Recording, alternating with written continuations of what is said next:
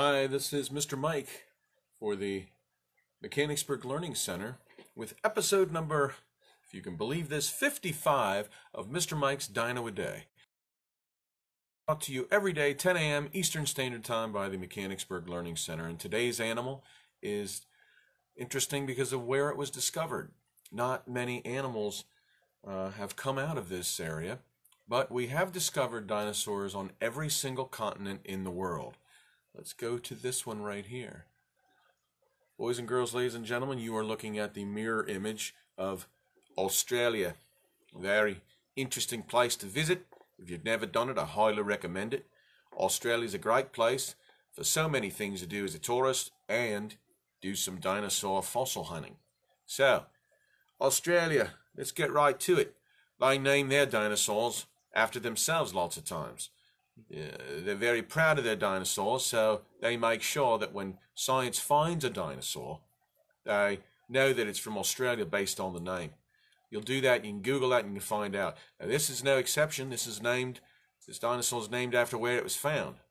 It's called, I'm not going to keep that accent up the entire time. I might go back to it when I read the poem. So anyway, welcome. Thanks for sharing these videos on YouTube.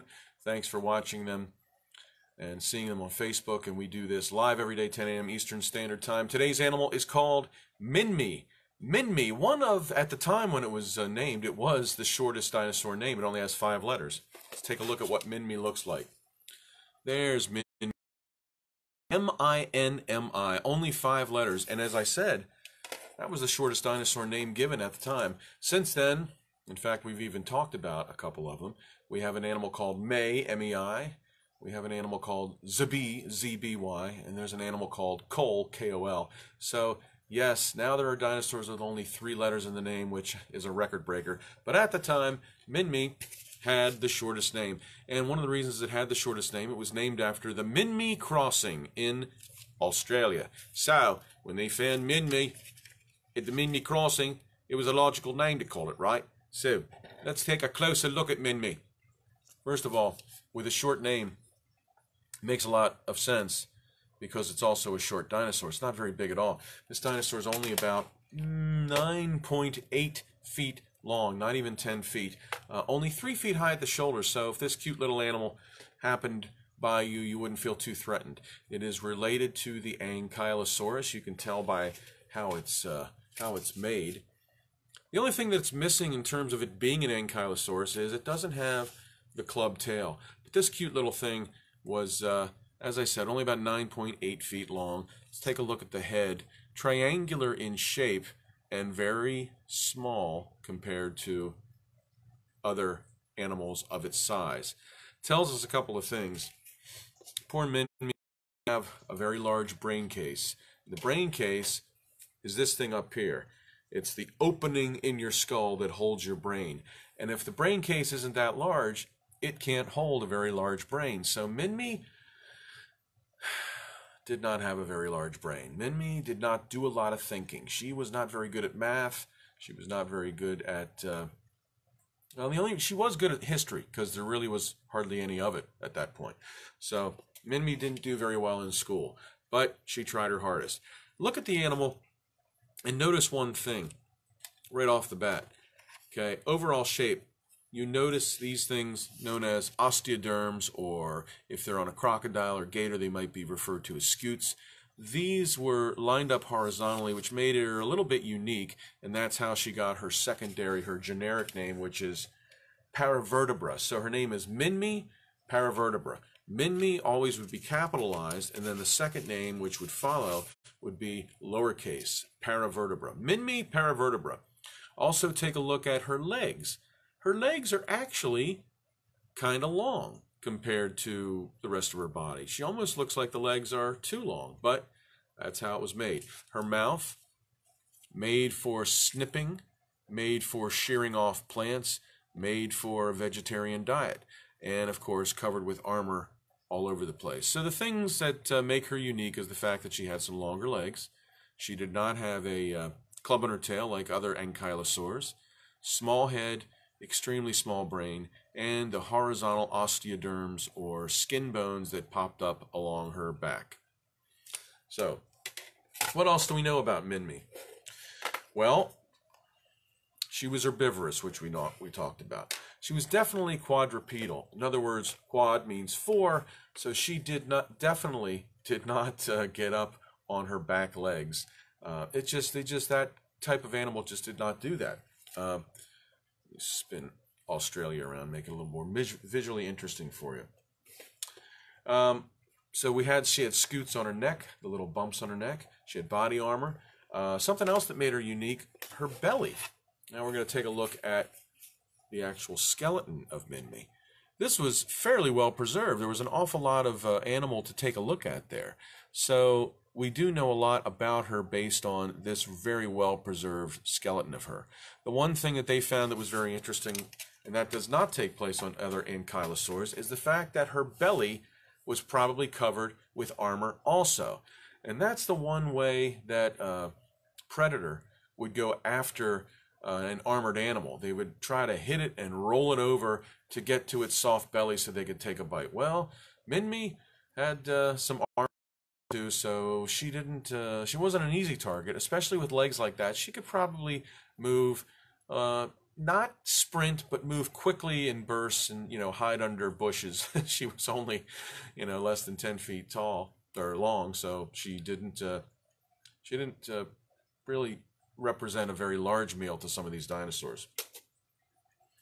Now, she did not have gastroliths. We've talked about gastroliths before. Gastro refers to the stomach. Liths refers to stones. So they were literally stomach stones in her belly. And why do herbivorous animals swallow these stones? So that the stones remain in the belly, and as the plant matter comes down the throat into the, through the gullet into the stomach, the bones would rub back and forth as the animal moved around. That would help to grind up the food and help it make it easier to digest and really squeeze the nutrients out of the plants. Well, Minmi did not have any gastroliths that we found, and we found not a lot of specimens, but several, and enough to say that conclusively that every single time we find a Minmi skeleton, it does not have gastroliths, which tells us that she probably chewed her food up. And when you look at the skull, and there is evidence that she had some nice grinding teeth, molars that would grind up the food. So Minmi chewed her food. She didn't gulp it down like some pig. She sat there quietly munching on her food, chewed it up, probably had some fleshy cheeks, so she would masticate, swallow it down, because we've also found what we call, a new word for me, I just learned this the other day, cololites. Cololites. Cololites is a word that refers to the colon, and it refers to preserved things that were found in the colon. So, like coprolites, which is preserved dino poop, cololites is still in the colon, and coprolites is when it comes out, it's found on the ground, okay, and it's fossilized. This is still in there. But the food that was in the colon was so finely ground. What does that tell you? It tells you that it was chewed up. So she did have some good teeth to do some chewing with. We talk about the size of the brain in terms of the rest of the size of the animal, and this is another new word for you, called the encephalization quotient. Encephalization, that's a long word. It starts with En, and then it goes to CEPH. Encephalization quotient. Encephalization quotient refers to the size of the brain compared to the size of the body. Now, if you had a brain this big, but your entire body was only this big, that would mean you're a half-decently smart animal.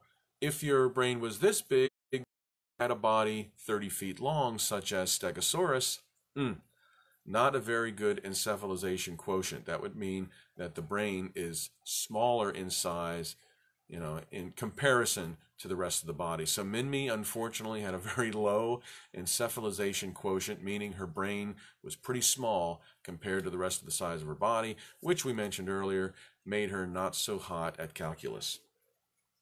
Now, over the course of history, we found about 90% of her bones, not all in one specimen, but 90% of the animal's bones have been discovered, pieced back together, some from different specimens, but they match up, and so we say, okay, so even though we don't have the neck bone of this particular specimen, we have the neck bone of this one, and so we know what it looked like.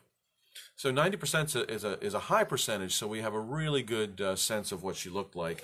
That's why paleo artists, what they're called, can do drawings like this and show pretty accurately what we think Minmi looked like when she was walking around on those long legs with the itty-bitty brain.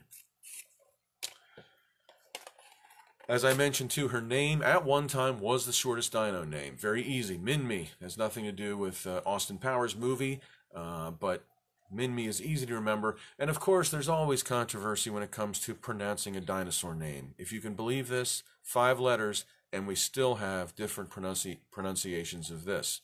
I was watching a video made by some folks in Australia, and of course they don't pronounce it Minmi. No way. They pronounce it Minmi. Minmi. I don't know what to tell you, kids. Minmi, Minmi. I've always called it Minmi. Every time you look online or look in books and they give you the pronunciation, they always have 2 E's at the end for me to say, pronounce it me. But if you go to Australia, you hop off the plane and you say, I want to see the Minmi dinosaur, they look at you like, what are you talking about? You mean Minmi? So bear that in mind the next time you're in Australia. It was discovered in marine sediment, so that means that Minmi spent a lot of time around the water. That didn't mean she went swimming, but she definitely spent some time around water. Marine meaning salt water, so from time to time maybe she happened upon a fish, but we're pretty sure that her main diet was seeds, ferns, flowering fruit. There were flowering fruit that had evolved by the time that she was alive and on Earth. So that was her main diet, perhaps once in a while an insect, but this is what we know because we studied what? Content that was found within Minmi. So 1989 comes around and they make another discovery, and this is a virtually complete skeleton. And they're so excited and they're like, well, now they have a complete skeleton of Minmi and we're going to take a look at it and we're going to learn even more. Well, what they learned after they took a really, really close look, and this took a couple years, they learned that it was related to Minmi or Minmi, and it ended up becoming its own genus. So you have the genus is the first name, and then the species would be that Paravertebra would be the second name. So it was a completely new species, or excuse me, a completely new genus that they named Kunbarasaurus, or Kinbarasaurus, if you're in Australia. So yeah, we were very excited in 1989. We had another discovery, but it turned out that it was Kunbarasaurus. So let's read you the poem that contains a little bit about Minmi. Now, this is not all dedicated to Minmi. This story was written for my second book, Dinorific Poetry, Volume 2, illustrated by my son Ethan. Now, the reason I wanted to read this to you is because it contains a reference to Minmi. And the thing about dinosaurs, when you ask kids, when you're talking to your adults, your grandparents or your parents or your aunts and uncles, and they you start talking about dinosaurs, from an adult would be, wow, those things were big. Whoa. And they were. Many of them were huge. But here we have Minmi, which was less than 10 feet long. And the point I was trying to make by writing this particular poem was the fact that not all dinosaurs were big. Some of them were quite small. So this poem is called, obviously, Tiny Dinosaurs. Written by Mr. Mike, illustrated by my son Ethan. And I want to wish you guys all a very happy Mother's Day. Thank you for tuning in. I see a couple of moms out there. Thank you. And congratulations and happy Mom's Day. Tiny Dinosaurs by Mr. Mike. Of course, when we think dinos, we are prone to think sky high. But there are awesome creatures that would barely reach your thigh. They flew the skies, patrolled the seas, they scampered on the ground. So here's a partial list of 5, at least some ones we found. First up is Microraptor. And we've learned a lot of things. He was, of course, quite tiny, but he had 4 feathered wings. From tip of beak to tail, he measured only 2 small feet. He probably ate insects. He's not made to dine on meat. Diminutive Saltopus was no. He's light. We know he's fast. We're well aware of that. His bones were found in Scotland way back in 1910. But honestly, we don't know much more now than we did then. A Nanosaurus, as you might expect, was pretty small. Consider this, a nanosecond lasts no time at all. There's really very little that we know about his roaming, but we're pretty sure he wandered Colorado and Wyoming. Lesothosaurus was an agile beast, and we suspect he had a beak that snapped up plants, that is, if we're correct. Again, he was quite fleet of foot. I guess he had to be. He couldn't stand and fend off foes. He had to turn and flee. And last is titled Minmi. And just like her smallish size, her brain was itty-bitty, so she wasn't very wise. Her back was layered with armor, which protected her from pests. Another fact, they think that there was armor on her chest. Through history's relentless march, small dinos could get lost. And from a list of famous beasts, the small ones might get tossed. But there are loads of fascinating animals to know, much more to learn about than how big they grow. So when you think of dinosaurs, just think about this list. I'm sorry that this poem is done, and I know some were missed. But that just makes me more intent to write about some more, and soon we'll all review another tiny dinosaur. The Minmi, discovered in Australia at the Minmi Crossing, which is how she got her name. No club on the back of her tail, small head, which means small brain. Well, this is Mr. Mike for the Mechanicsburg Learning Center with episode 55 of our Mr. Mike's Dino a Day program. Thanks so much for tuning in today. If you're watching us on YouTube, make sure you subscribe so you don't miss a single episode. We will do this for the duration, as long as it takes, and we will bring you a new dinosaur or ancient animal every single day with a new poem to enjoy. So thanks again. We'll see you tomorrow, live, Eastern Standard Time, 10 a.m. Thanks for tuning in. This is Mr. Mike signing off for the Mechanicsburg Learning Center. Have a great Mother's Day.